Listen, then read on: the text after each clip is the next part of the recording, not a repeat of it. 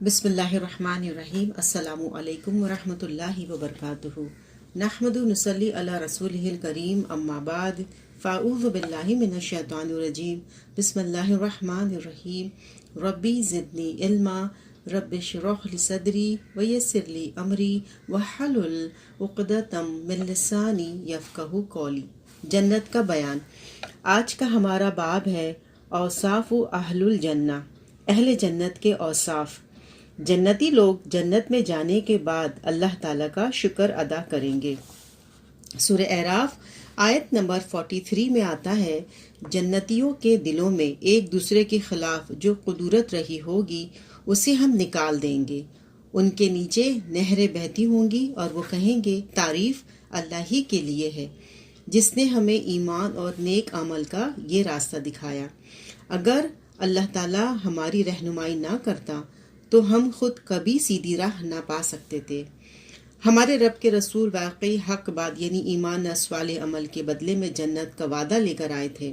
उस वक्त जन्नती लोग पुकारे जाएंगे, ये जन्नत जिसके तुम वारिस बनाए गए हो तुम्हें उन अमाल के बदले में मिली है जो तुम दुनिया में करते रहे।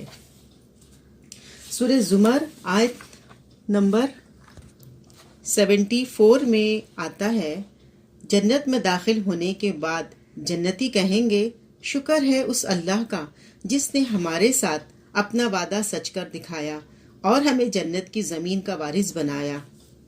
अब हम जन्नत में जहाँ चाहें जगह बना सकते हैं। बस बेहतरीन अजर है अमल करने वालों के लिए। जन्नत में अहले जन्नत का तकिया कलाम सुब्हानक अल्लाहुम्मा होगा। बाहमी मुलाकात पर वो एक दूसरे को अस्सलामु अलैकुम कहेंगे और अपनी हर बात के इख्तिताम पर अल्हम्दुलिल्लाहि रब्बिल आलमीन कहेंगे। सूरह यूनुस आयत नंबर 10 में आता है, जन्नतियों की पुकार एक दूसरे को बुलाने के लिए या अपने खादिमों को बुलाने के लिए ये होगी, सुब्हानक अल्लाहुम्मा, और आपस में मुलाकात पर सलाम कहेंगे और गुफ्तगू के आखिर में उनकी पुकार अल्हम्दुलिल्लाहि रब्बिल आलमीन होगी।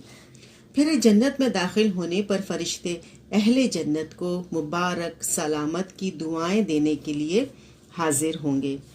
सूरह ज़ुमर आयत नंबर 73 में आता है, मुत्तकी लोगों को ग्रोह दर ग्रोह जन्नत की तरफ ले जाया जाएगा, यहाँ तक कि जब वो वहाँ पहुँचेंगे तो उसके दरवाजे पहले से ही खोले जा चुके होंगे और जन्नत के मुहाफिज फरिश्ते उनसे कहेंगे, सलाम हो तुम पर, बहुत अच्छे रहे, दाखिल हो जाओ इसमें हमेशा के लिए।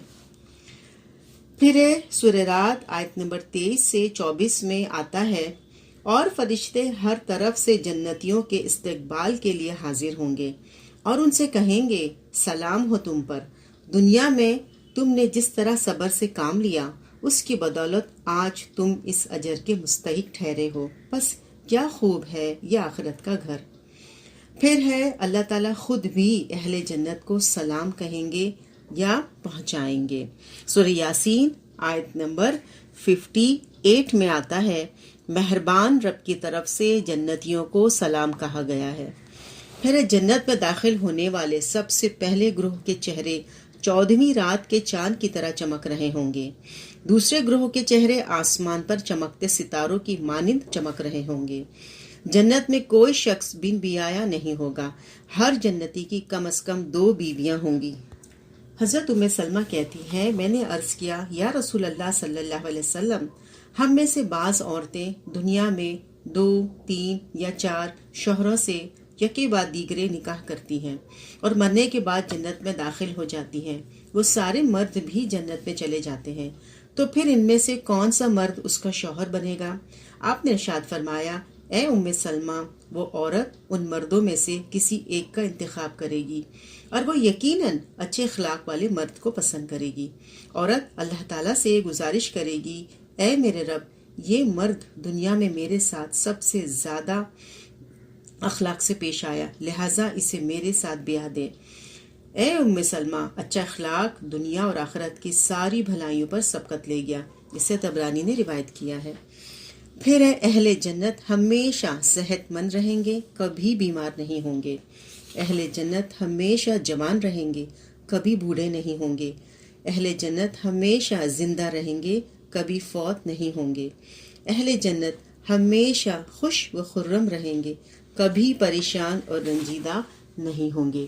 حضرت ابو ہریرہ سے روایت ہے کہ نبی اکرم صلی اللہ علیہ وسلم نے فرمایا، قیامت کے روز ایک پکارنے والا فرشتہ جنتی لوگوں کو مخاطب کر کے پکارے گا، تم لوگ ہمیشہ صحت مند رہو گے، کبھی بیمار نہیں ہوں گے، ہمیشہ زندہ رہو گے، تمہیں کبھی موت نہیں آئے گی، ہمیشہ جوان رہو گے، تمہیں کبھی بڑھاپا نہیں آئے گا، ہمیشہ مزے کرو گے، تم کبھی رنجیدہ نہیں ہوں گے۔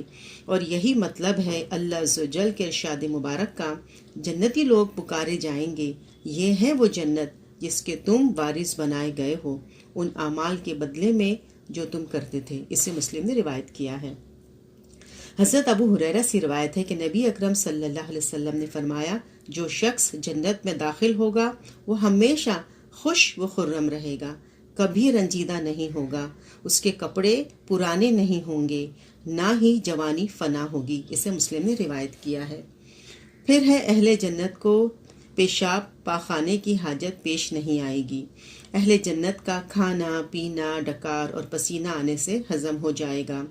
جنتی لوگ سانس کی طرح ہر لمحہ اللہ تعالیٰ کی حمد و ثنا کریں گے۔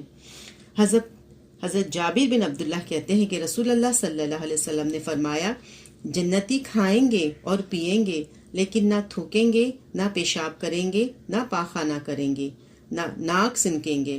صحابہ اکرام نے عرض کیا، تو پھر کھانا کہاں جائے گا؟ آپ نے ارشاد فرمایا، ڈکار اور پسینہ آئیں گے جس سے کھانا ہضم ہو جائے گا۔ جنتی تسبیح اور تحمید اس طرح کریں گے جس طرح سانس لیتے ہیں۔ اسے مسلم نے روایت کیا ہے۔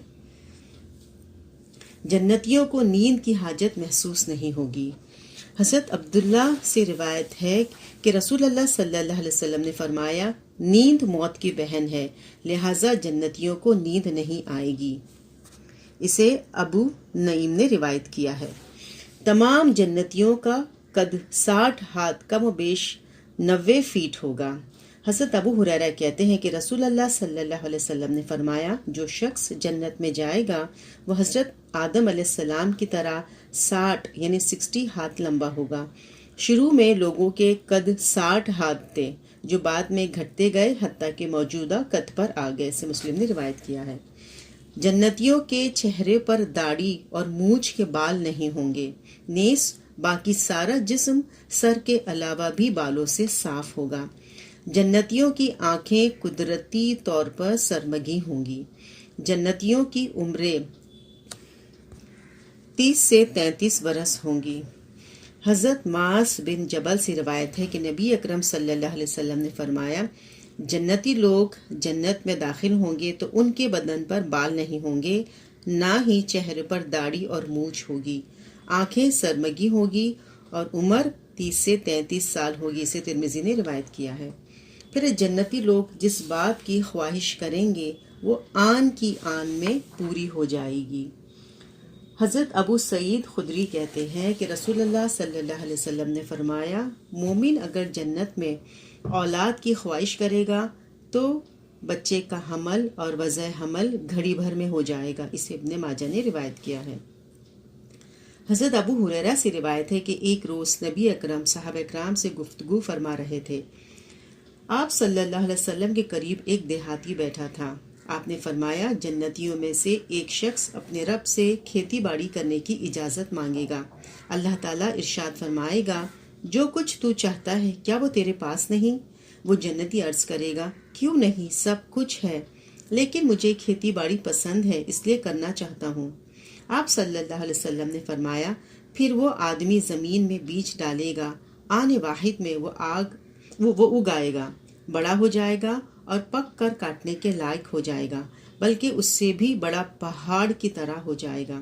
اللہ تعالیٰ ارشاد فرمائے گا، اے ابن آدم، اب خوش ہو، تیرا پیٹ کسی چیز سے بھرنے والا نہیں۔ دیہاتی نے عرض کیا، واللہ یہ جنتی ضرور قریشی ہوگا یا انصاری، اس لیے کہ وہی کھیتی باڑی کرنے والے ہیں، ہم تو کبھی کھیتی باڑی کی ہی نہیں۔ ہم نے تو رسول اکرم صلی اللہ علیہ وسلم یہ سن کر مسکرا دیے۔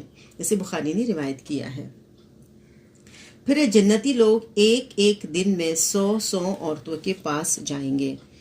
حضرت ابو ہریرہ کہتے ہیں کہ رسول اکرم صلی اللہ علیہ وسلم کی خدمت میں عرض کیا گیا، کیا ہم جنت میں اپنی عورتوں کے پاس جائیں گے؟ آپ نے ارشاد فرمایا، ایک آدمی ایک دن میں 100 کنواری عورتوں کے پاس جائے گا۔ اسے ابو نعیم نے روایت کیا ہے۔